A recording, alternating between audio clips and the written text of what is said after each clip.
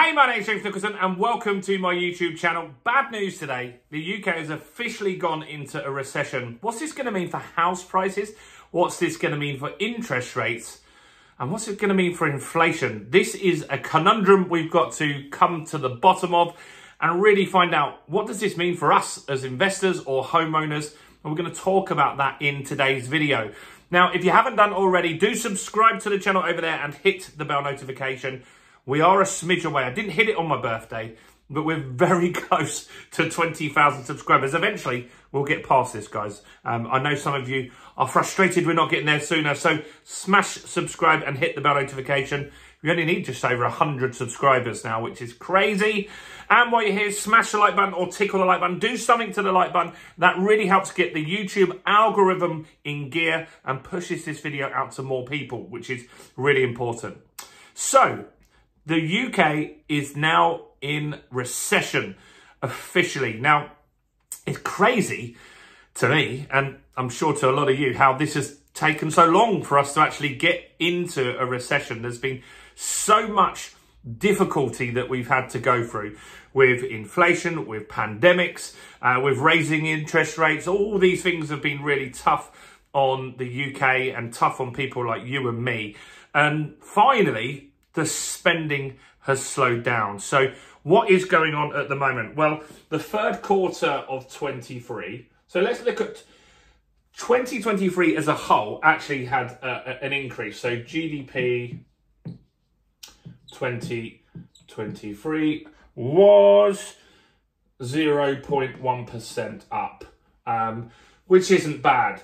Then we look at the third quarter, and it was 0.1% down. And we've just had the fourth quarter data now, and we are 0.3% down. So things are moving in the wrong direction, clearly. And officially a recession is 2 back-to-back quarters of negative growth. We've hit that now, so we are officially in a recession. Jeremy Hunt saying, don't worry about it, it's all fine, it will correct itself quickly. But not everyone's so certain of that.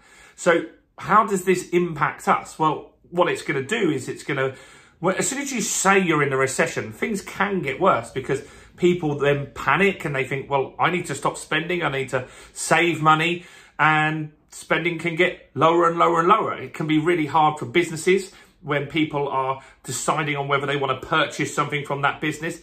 Maybe they delay that purchase, or maybe they look for a cheaper offering. Having the word recession bandied around in the news is never good. It's never good. Now, here's the strange or more difficult situation we're in. We're actually in something now that's called stagflation.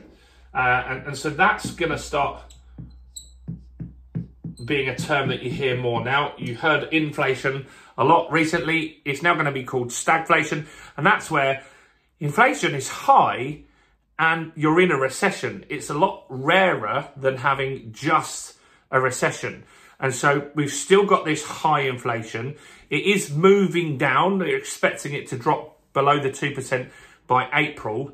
But this will start hitting people. And when we're in a recession officially like we are, some businesses will now look to cut costs. And the costs that they'll look to cut is staff. And what always happens in a recession is the unemployment rate will start going up significantly. And this isn't good for anyone. It's not good for you if you're a landlord, because maybe your tenant gets unemployed. And it is going to start hitting people. And that was something that we've always thought could happen in 24 or 25. And it's now the case that it will start happening. And there are always companies that are forecasting going forward, and maybe they had a positive outlook, but they'll reevaluate that now and they'll start to look, can we cut corners and get prepared and make our company more profitable and safer during a recession? So it's inevitable that people are going to start losing jobs. How will that hit house prices? Well, if someone's unemployed, it means they can't afford to buy a house. That means there probably will be less buyers in the market by summer. And that means that house prices will inevitably start to drop. I don't know how much. I'm not saying it's definitely going to be a crash, but it will mean that there will be lower prices. Now, the golden part of this that could be good is how you normally get out of a recession is to cut interest rates. Now, the Bank of England knew this data. They said they've been talking yesterday and saying, look, we're not looking to cut rates still. They're still saying that, even though we're officially in a recession. They would have known yesterday. We officially knew today. They would have got that data ahead of time for sure. But they're still saying they're not going to cut interest rates. They will have to at some point to stimulate the economy. They're going to get a ton of pressure from the Tories now because this isn't great. They're already massively down in the polls. So I'm not saying it's not great, as I'm not a Tory voter. What I'm saying is it's not great for the Tories. And so when the Conservatives are going up in an election, you don't want house prices going down. You don't want unemployment going up. You don't want the word recession. You don't want high interest rates. All of these things are going to hit them even harder than all the stuff that's gone wrong for them currently anyway. So what's likely to happen is they're going to put more pressure on the Bank of England. And I think rates will come down by June at the latest. So we've got the analysts and the markets are pricing in interest rate cuts by May or June. A few weeks ago, it was May. It was literally nailed on that it was going to be May. That's what everyone expected. Then the inflation data came out. It was still at 4%. So that kind of pushed the expectations back a little bit. The USA inflation was a little higher as well. But maybe this data, this official recession data, maybe this in the next few days we'll know what the markets are pricing in. Maybe this does bring forward that opportunity for an interest rate cut.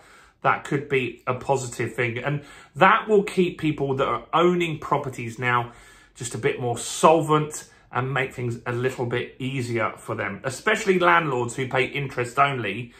Like it was really tough. Those that remortgaged last year, some of them were on 7% interest rates. And so if the interest rates could drop, maybe they can leave the deals they're on and get a 3.5 or 3.9, anything like that. That will make a massive difference to their monthly payments. So what do you think about this recession data? Are you worried about it? Or do you think it's much about nothing? Do comment below. Do like the video. Check out, remember, we've got the Service Accommodation Accelerator on a discount until Sunday. Thanks to everyone that's already enrolled in that. I really appreciate that. I'm going to link that in the description and in the pinned comment below. Go and check it out. It's a great strategy to bring some more income into you in these uncertain times. And running a property as a holiday let and getting contractors in there and stuff like that can be a great way to really maximize the returns on your property investing. So go and check that out now. Do check out all the other content on my channel. Maybe go and watch this video right here.